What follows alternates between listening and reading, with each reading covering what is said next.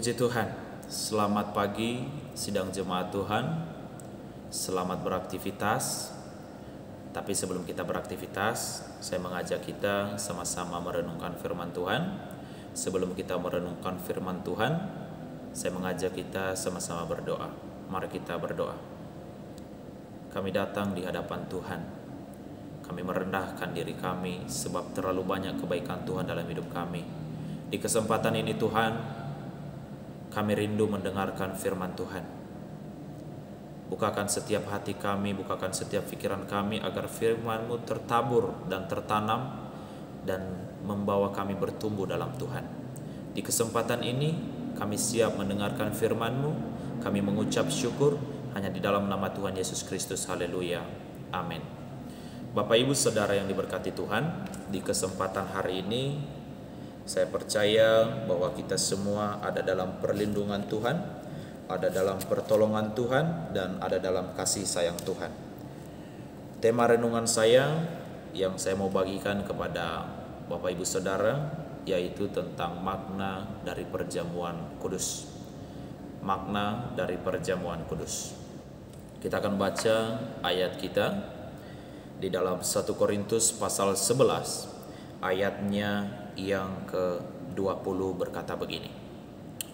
Apabila kamu berkumpul, kamu bukanlah berkumpul untuk makan perjamuan Tuhan. Satu kisah yang dikatakan Rasul Paulus kepada jemaat di Korintus untuk menegur setiap jemaat-jemaat yang ada di Korintus yang kebiasaan-kebiasaan mereka salah dalam perjamuan malam mereka. Nah, pada awal gereja mula-mula, jemaat Tuhan atau orang-orang percaya akan berkumpul ke rumah sampai kepada rumah, dari rumah ke rumah, kemudian mereka membaca dari kitab ke kitab, dan mereka akhiri dengan perjamuan makan.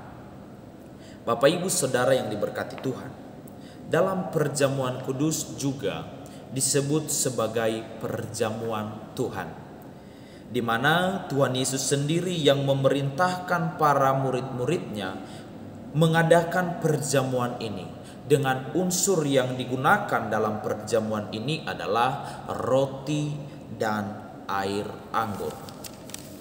Nah, beberapa hal yang harus kita pahami dan mengerti tentang perjamuan Tuhan atau perjamuan kudus. Yang pertama adalah terdapat dalam 1 Korintus pasal 11 ayatnya yang ke-24 dan 25 berkata begini.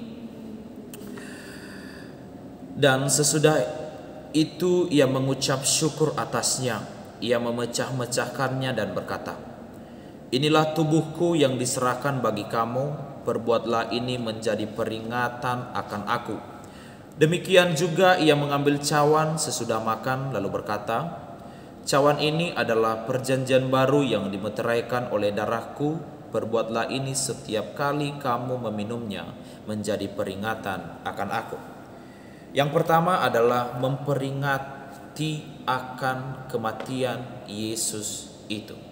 Ternyata tujuan Tuhan Yesus dalam memerintahkan murid-muridnya untuk menyelenggarakan perjamuan kudus, yaitu dengan memakan roti dan minum anggur, adalah memperingati akan Yesus itu sendiri. Memperingati dalam hal apa? Yang kedua adalah dalam hal kematiannya. Kita bisa lihat di ayatnya yang ke-26 berkata begini, sebab setiap kali kamu makan roti ini dan minum cawan ini, kamu memberitakan kematian Tuhan sampai ia datang. Dari sini kita melihat setiap kali murid-murid Yesus makan roti dan minum dari cawan perjamuan kudus, mereka sebenarnya sedang memberitakan tentang kematian Yesus itu sendiri. Nah, yang ketiga adalah apakah makna dari roti yang dipecah-pecahkan dalam perjamuan kudus? Saudara, kita kembali di pasal 10, 1 Korintus pasal 10 ayatnya yang ke-16 berkata begini, bukankah cawan pengucap syukur yang atasnya kita ucapkan syukur adalah persekutuan dengan darah Kristus? Bukankah roti yang kita pecah-pecahkan adalah persekutuan dengan tubuh Kristus? Jadi Bapak Ibu Saudara yang diberkati Tuhan, makna dari roti yang dipecah-pecahkan dalam perjamuan kudus adalah persekutuan dengan Tuhan kita Yesus Kristus. Apa arti dari tubuh Kristus? Efesus pasal 1 ayatnya yang ke-23 mengatakan jemaat yang adalah tubuhnya. Saudara, pengorbanan Tuhan Yesus di kayu salib telah mempersatukan semua orang percaya kepadanya menjadi satu tubuh. Ya, persekutuan dengan tubuh Kristus berarti persekutuan dengan saudara seiman. Nah, ini adalah suatu persekutuan yang sangat erat, di mana ia terikat menjadi satu seperti satu tubuh. Nah, yang kelima adalah arti dari cawan yang berisi anggur yang kita minum dengan ucapan syukur dalam perjamuan kudus. Kita bisa melihat di ayat 16 tadi yang sudah kita baca, Bapak Ibu Saudara, dikatakan di sana, bukankah cawan pengucap syukur yang atasnya kita ucapkan syukur adalah persekutuan darah Kristus? Bukankah roti kita pecah-pecahkan adalah persekutuan dengan tubuh Kristus? Dikatakan di sana arti dari cawan yang berisi anggur itu adalah persekutuan dengan darah Kristus. Yang keenam, apakah cawan yang diambilnya sesudah ia makan dalam perjamuan kudus? Saudara, dikatakan di pasal 11, 1 Korintus pasal 11 ayatnya yang ke-25 dengan jelas dikatakan, demikian juga ia mengambil cawan sesudah makan lalu berkata, cawan ini adalah perjanjian baru yang dimeteraikan oleh darahku. Berbuatlah ini setiap kali kamu minumnya menjadi peringatan akan aku. Cawan yang diambil Tuhan Yesus adalah cawan perjanjian baru, ya, yang dimeteraikan oleh darah Yesus itu sendiri. Jadi Bapak Ibu Saudara yang diberkati Tuhan, tujuan penyelenggaraan perjamuan kudus adalah yang pertama, mengingatkan kita tentang pengorbanan Tuhan Yesus di kayu salib. Dan yang kedua adalah mempererat persatuan saudara seiman dalam satu tubuh Kristus. Yang ketiga adalah mengingatkan bahwa semua orang percaya merupakan satu umat yang diikat oleh perjanjian baru dengan Tuhan. Hal yang harus kita renungkan pada renungan ini adalah, sudahkah Anda bergabung dan menjadi anggota tetap dalam gereja? Yang kedua, kalau sudahkah Anda mengenal secara dekat dan akrab lebih dari 5 orang anggota jemaat dalam gereja?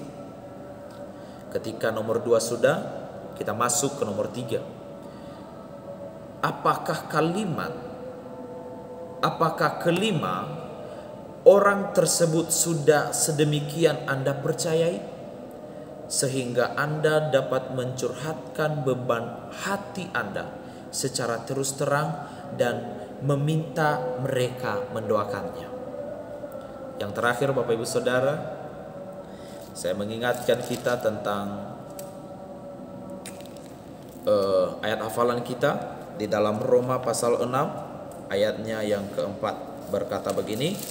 Kita baca bersama-sama dalam hitungan ketiga, Roma 6 ayatnya yang keempat, 1, 2, 3. Dengan demikian kita telah dikuburkan bersama-sama dengan Dia oleh baptisan dalam kematian, supaya sama seperti Kristus telah dibangkitkan dari antara orang mati oleh kemuliaan Bapa, demikian juga kita akan hidup dalam hidup yang baru. Amin. Firman Tuhan, kita berdoa.